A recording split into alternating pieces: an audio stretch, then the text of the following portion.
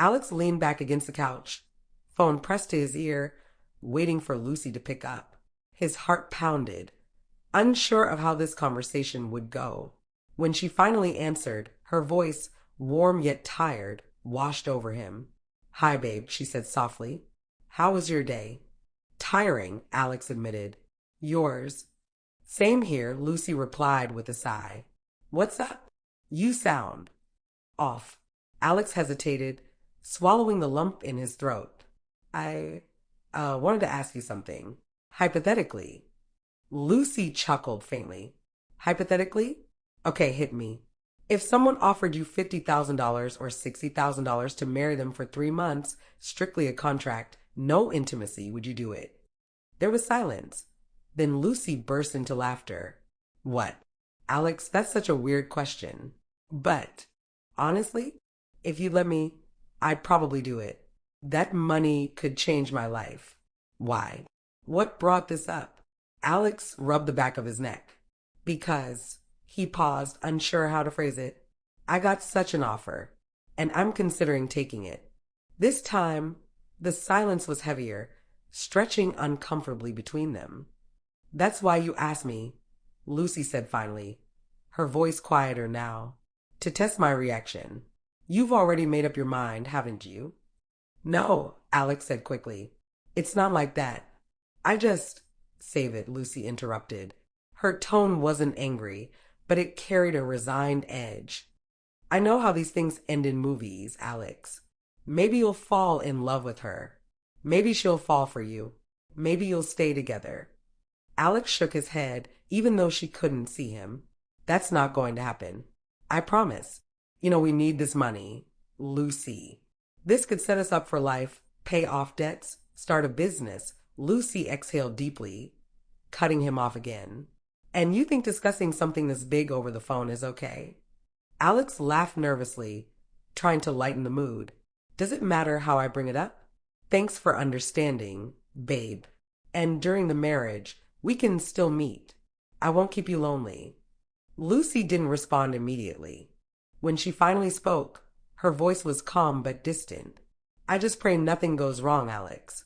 For both of us." After a few more exchanged words, they hung up, the conversation leaving Alex feeling equal parts relieved and uneasy. The moment the call ended, Alex stared at the card Juliana had given him, her name and number gleaming in gold. He hesitated, his finger hovering over the keypad. This was it, a decision that could change everything. Finally, he dialed. The phone rang twice before a confident, familiar voice answered. "Hello." "It's Alex," he said, clearing his throat. "From the workshop." "Ah," Juliana replied, her tone laced with amusement. "I like your type, Alex. You don't waste time making life-changing decisions." "What if I'm calling to say no?" he countered. She laughed low and smooth. "If your answer was no, you wouldn't be calling. So, what's the deal?" Alex took a deep breath, his voice steady. $500,000. You pay me $10,000 every month, and at the end of 3 months, I get the remaining balance. There was a brief pause. Then Juliana said, "You're really smart, Alex. I respect that. Deal. I'll draft the contract and invite you over to sign it. Until then." Before Alex could respond, she hung up. He stared at the phone in disbelief. "She accepted," he whispered, his heart racing. "Oh my gosh, she accepted." Jumping off the couch, he let out a celebratory laugh. $500,000. Just for 3 months. He paced the room, his mind spinning with excitement. If I'd known she'd agree so easily, I would have asked for $1 million. What's she getting out of this? Whatever it is, it must be worth millions. Curiosity clawed at him. He grabbed his laptop and typed into the search bar, "Edward's Family Empire." When the results loaded, his jaw dropped. $2.6 billion, he muttered, staring at the screen. Article after article detailed the family's sprawling wealth in cargo logistics, real estate, and other investments. Maybe they're forcing her to get married, Alex mused aloud. Maybe she needs this to secure shares in the company. The realization sent a chill through him. "Wow," he murmured. "I pray she doesn't change her mind. This This could change everything for me. Yet, as the excitement surged, a small voice at the back of his mind whispered, "What if Lucy's right? What if things don't go the way you think?" Alex pushed the thought aside. This wasn't a movie. It was real life, and he had a deal to make. 3 days later, Alex's phone buzzed with a message from an unknown number. The text was brief and commanding. "Meet me at my house, 4 p.m. sharp. Don't be late." He didn't need to guess who it was. At 3:45 p.m., Alex stood outside Juliana's sprawling mansion, the sheer scale of her wealth hitting him again. The gates opened as if on command, and he drove in, parking in front of the pristine white steps leading to the house. Inside, Juliana was already waiting in the living room, a thick file sitting on the glass coffee table in front of her. She was dressed in a sleek black jumpsuit, her confidence filling the room as she gestured for him to sit. "This is the contract," she said, sliding the file toward him. "Read it thoroughly. Ask questions if you need to." Alex flipped through the pages, scanning the formal language. The details were clear: 3 months, no intimacy, and $500,000 in total, with $10,000 paid each month and the rest at the end. As he read, his heart raced in jubilation. She was going through with it, even after he'd upped the price. "Do you need more time?" Juliana asked, her sharp eyes studying him like a hawk. Alex shook his head, hiding his excitement. "No, I'm good. I understand everything." Without hesitation, he grabbed the pen she offered and signed on the dotted line. Juliana leaned back, watching him with an unreadable expression. "One more thing," she said, her tone dropping slightly. "Nobody, and I mean nobody, is to know about the contract. They can know we're married, but not the terms behind it. Do you understand?" Alex hesitated briefly. "Technically, 2 people already know," he admitted. "My best friend, Jude, and my girlfriend, Lucy. But it's only because—" Juliana cut him off with a raised hand. Her voice was icy. "That's your business, not mine. But let me be very clear. If either of them snitches, you'll pay back every cent of the advance payment. And I will make sure their lives are miserable. Do you hear me?" Alex blinked, stunned. "Miserable? That's a bit harsh, don't you think?" Juliana leaned forward, her gaze cold. "Harsh? No. Realistic. I'll bury them in lawsuits. They'll spend half their lives going in and out of courtrooms. I have the resources, Alex. Don't test me." Alex opened his mouth to reply, but before he could get the words out, Juliana stood abruptly, turning toward the grand staircase. "Shut the door behind you," she said over her shoulder, already climbing the stairs. "Wait," Alex called out. "I'm still." But Juliana didn't stop. Her heels clicked against the marble steps, her back straight as she disappeared to the second floor. Moments later, a door slammed shut. Alex sat there for a moment, staring at the staircase. He shook his head, muttering under his breath, "Unbelievable." Grabbing his copy of the contract, he stood and left, the weight of the deal settling heavier on his shoulders with each step. As he climbed into his car, one thought echoed in his mind: what have I gotten myself into? After leaving Juliana's house, Alex drove aimlessly for a while, trying to process everything that had just happened. The weight of the contract sat heavy in his mind, but he pushed it aside, pulling into a quiet parking lot. He picked up his phone and stared at it for a moment before dialing Lucy's number. "Hi, babe," he said when she answered. "Hey, Alex," Lucy replied, her voice warm. "What are you doing?" "Not much. What about you?" "Just relaxing. It's the weekend, after all." "Perfect," Alex said, forcing a smile even though she couldn't see him. "Can we meet up? There's something I'd like to talk about." Lucy paused. "Sure. Just send me the address." In less than an hour, Lucy walked into the beautiful restaurant Alex had chosen. The ambience was elegant, with soft lighting and the quiet hum of classical music in the background. She glanced around and spotted Alex at a table near the window, looking slightly out of place but charming nonetheless. As she approached, she raised an eyebrow. "This restaurant looks expensive," she said. "Let's go somewhere cheaper." Alex stood and pulled out a chair for her, ignoring her comment. "Don't worry about it. I've already paid for everything.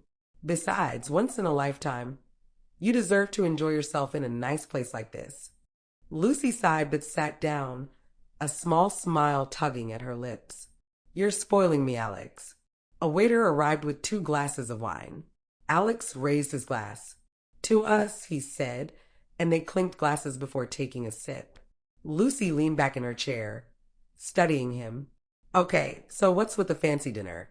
What's the occasion? Alex shrugged, trying to play it cool. Do I need an occasion to take my girlfriend out? Lucy smirked. Stop pretending, Alex. My gut is telling me this isn't just a casual date. You signed that contract, didn't you? This might be our last meeting before you start your husband duties. Lower your voice, Alex said quickly, glancing around. I didn't sign anything, okay? And don't bring up the contract again. It's not safe. Lucy frowned, her voice dropping. Not safe? Alex, what have you gotten yourself into? Alex hesitated, staring at the table. Finally, he said, Promise me, Lucy. Promise you'll never talk about this to anyone again. It's for your own good. Lucy's eyes searched his face, concern etched into her features. Okay, fine. I promise. But are you sure you're okay? Before Alex could respond, his phone buzzed on the table. He glanced at the screen and froze. Juliana. His heart pounded as he looked around the restaurant, half expecting to see her walking in. She wasn't there. Who's that? Lucy asked, noticing his reaction. Why aren't you answering? Reluctantly, Alex picked up the phone and pressed it to his ear. Hello. Juliana's sharp voice cut through. Meet me outside the restaurant. Now. Alex felt a cold sweat forming on his back. What? Why?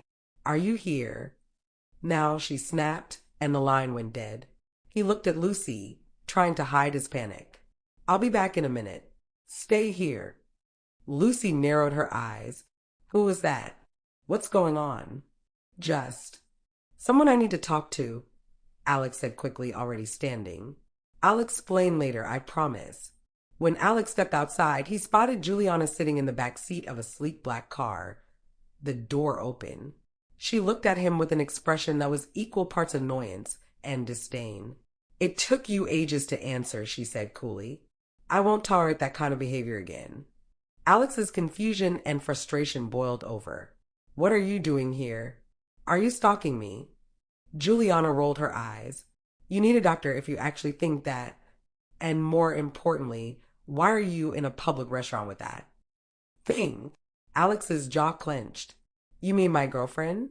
Is that who you're calling a thing? She ignored his tone, her voice sharp and commanding. Shut your dirty mouth. Don't speak when I'm speaking. You signed a contract, Alex. The moment you put your name on that paper, our deal began.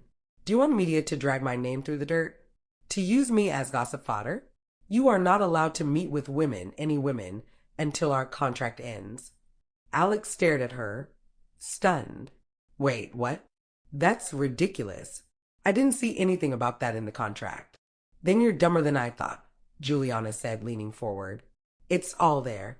And if I see you close to her or any other woman, you'll pay me the $500,000 I'm supposed to pay you. ×2.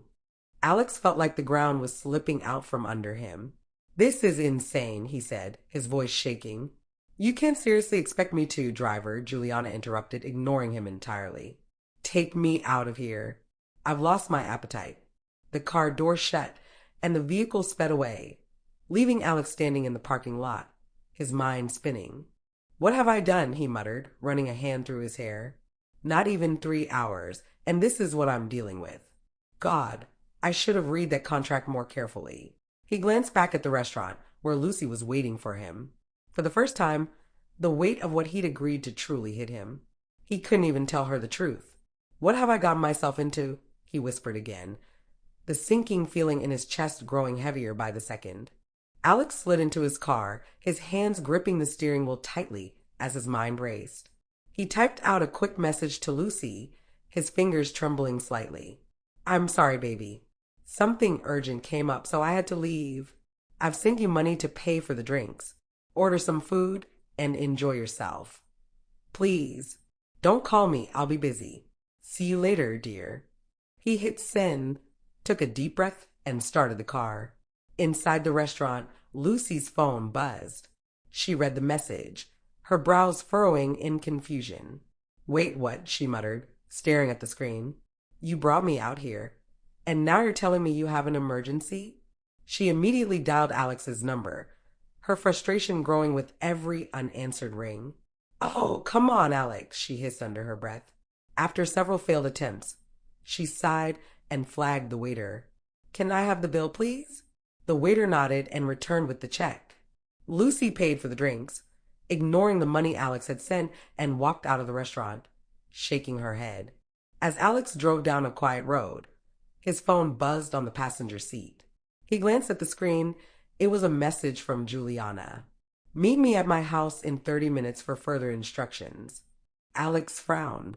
Instructions? What now? He muttered, gripping the wheel. He hesitated for a moment, then made a sharp U-turn and headed toward Juliana's mansion. When he arrived, the house loomed large and intimidating in the dim evening light. He knocked on the heavy front door, and Juliana's voice called out from inside. Come in. Alex pushed the door open and stepped into the lavish living room. Juliana was sitting on a plush armchair, a glass of whiskey in her hand. She didn't even look at him. Do you know why people like me can drink whiskey any time we want? She asked, her voice smooth but laced with authority. Alex frowned, confused. What? Juliana swirled her glass and took a sip. It's because we have drivers. We don't need to worry about trivial things like driving ourselves. Alex stood there awkwardly, unsure of what to say. Juliana gestured toward the table in front of her without looking at him. See those papers? They're details about me that you'll need to know. The other set is for you to fill out. Your birthday, your siblings' birthdays, your parents' names, their birthdays, everything. Next week, I'll be introducing you to my family. Alex's stomach tightened. Introducing me? Yes, Juliana said, finally meeting his eyes. You'll be presented as my husband, a graduate with a first-class degree in mechanical engineering. I need you to maintain that status. I know you don't actually have a degree, but you have practical experience, so use that to keep up appearances. Be smart.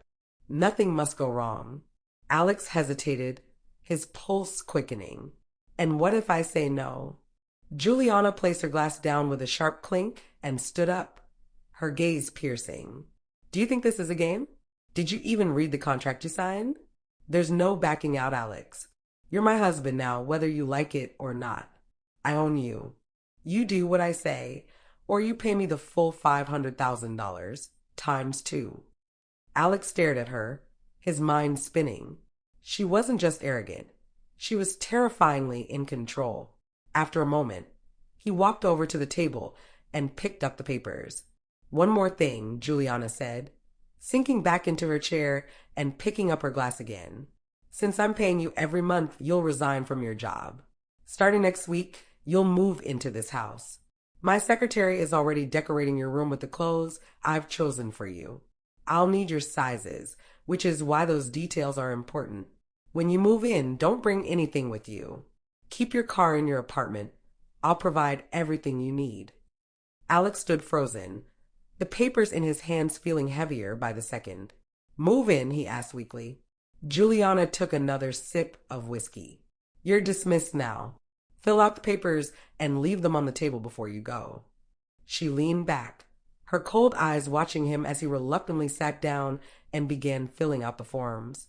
Meanwhile, Lucy was fuming as she stepped out of a taxi in front of Alex's apartment. She rang the doorbell several times, but there was no answer. She tried calling him again, only to find that his phone was now switched off. Her frustration grew, and her heart sank. Something wasn't right. Desperate for answers, she called Alex's best friend, Jude. Hey, Jude, she said quickly. Is Alex with you? Jude sounded puzzled. No, I haven't seen him since earlier this week. Why? What's going on? Lucy sighed, biting her lip. I don't know. He's acting strange. If you hear from him, please let me know. Of course, Jude replied. I'll let you know if I do. Lucy hung up and stared at Alex's darkened apartment. Something was definitely wrong. but she couldn't put her finger on it. With no other options, she hailed another taxi and left, her mind swirling with questions and doubts. Back at Juliana's house, Alex finished filling out the forms, his mind heavy with everything he'd just heard. He placed the papers on the table and stood, his body tense. As he headed for the door, Juliana spoke without looking at him. "Remember, Alex, no mistakes. If you fail, you'll pay the price." Her voice sent chills down his spine. He opened the door, stepped into the night, and closed it behind him. Standing in the quiet darkness, Alex muttered to himself, "What the hell have I gotten myself into?" As he walked to his car, he will on his phone. It will start buzzing nonstop. It was a message from Lucy. "Alex, what's going on? I'm worried. Please call me." Alex stared at the message, guilt weighing him down. But before he could reply, Juliana's words rang in his ears, "No mistakes." He shoved the phone into his pocket and drove off, the weight of two worlds pulling him in opposite directions.